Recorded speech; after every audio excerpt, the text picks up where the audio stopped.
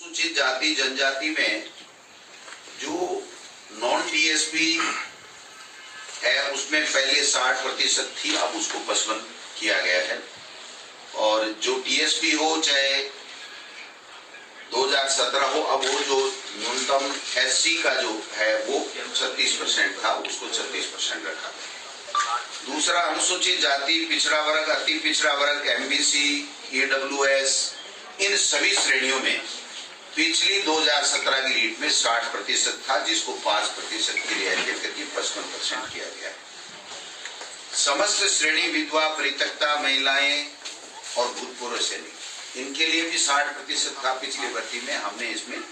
10% की रियायत दी है। 50% न्यूनतम अंक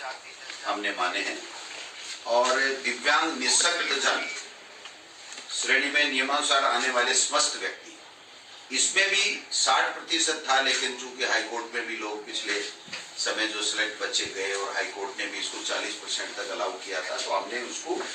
हाईकोर्ट के निर्णय को और लोगों की डिमांड्स को देखते हुए इसमें भी 40% हमने करने का फैसला किया है। दूसरा, शहरिया जनजाति के लिए बहुत कम पात्र व्यक्ति मिलते हैं, तो पहले 60% ही था, लेकिन इसमें शहरिया जनजाति, शहरिया क्षेत्र के लिए हमने 36% किया है। दूसरा जो एक मुद्दा रहता था कि जो 50% अंक न्यूनतम जो स्नातक है, तो वो स्नातकोत्तर या स्नातक में बीएड करने वाले जो बच्चे हैं उनको भी हम लोग अलाउ करते हैं। एनसीटी की जो 13 नवंबर 2019 की जो गाइडलाइन थी उसकी पालना करते हुए हमने पहले अगर स्नातक में 50 नहीं है, स्नातकोत्तर में कितने भी हैं, तो वो नहीं बीएड ये रेट दे पाता था, अब उसमें कर दिया गया। दोनों में से किसी भी में भी अगर वो 50% है तो वो भाग ले सकता है रीट के अंदर। दूसरा जो न्यूनतम अंकों का था, बाकी अन्य कैटेगरी के लिए जो 12वीं में या जो बीए में, उनमें जो छूट थी वो ईडब्ल्यूएस और ये जो हमारा दूसरे जो दोनों एमबीसी है उसमें भी उसको शामिल करते हुए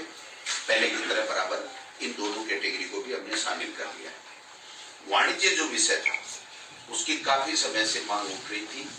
और उसको शामिल पहले नहीं किया जा रहा था, अब हमने इसको सोशल स्टडी L2, जो L2 का होगा हमारा बीएड किया हुआ व्यक्ति, तो वो उसमें सोशल स्टडी के अंदर हम उसको बीएड वाले को भी पात्र मान रहे हैं। एक रीट के साथ हमें सिलेक्शन का जो क्राइटेरिया था, जो पहले रूल थे उसमें 30% एकेडमिक के थे और 70%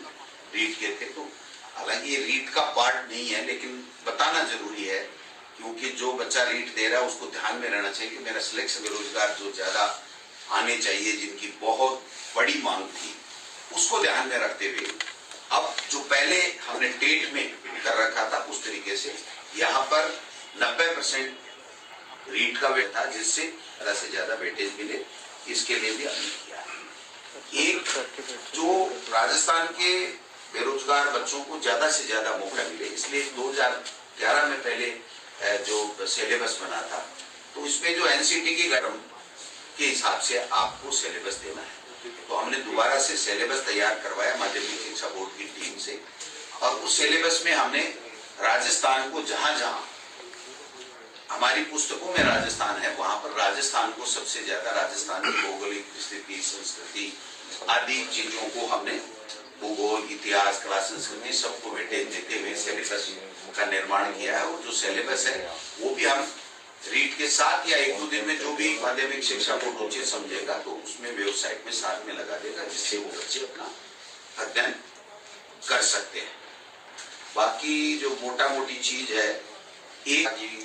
बीएड वालों को L1 और L2 दोनों में लिया जाएगा, नहीं लिया जाएगा, एनसीटी की गाइडलाइन का हमने अच्छे तरीके से अध्ययन किया है, उसमें राज्य सरकार के ऊपर छोड़ा गया है। और एक शर्त ये भी है कि अगर कोई बीएड किया हुआ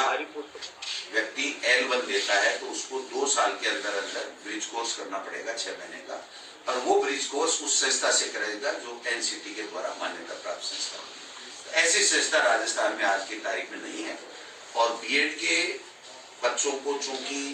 फर्स्ट ग्रेड में, व्याख्याता में, सब में मौका मिलता है, तो बीएसटीसी के बच्चों को केवल L1 में मौका मिलता है। तो जब राज्य सरकार का क्षेत्राधिकार पे उनके विवेक के ऊपर छोड़ा गया, तो इसलिए राज्य सरकार ने दोनों वर्गों का ध्यान रखते हुए बीएसटीसी के बच्चों का वो जो डीएलईडी जिसको बोलते हैं उसका भी ध्यान रखा है और बीएड वालों का भी ध्यान रखा है। तो L1 है उसमें केवल डीएलईडी यानी बीएसटीसी के बच्चे आएंगे और L2 में बीएड वाले बच्चे आएंगे। एक और महत्वपूर्ण निर्णय मैं इस मौके पर मैं कहना चाहूंगा कि जब बोर्ड से फाइल आई कि साहब 1.5 या 2 के लगभग उन्होंने फीस कर ली थी, तो इनका ये सुझाव था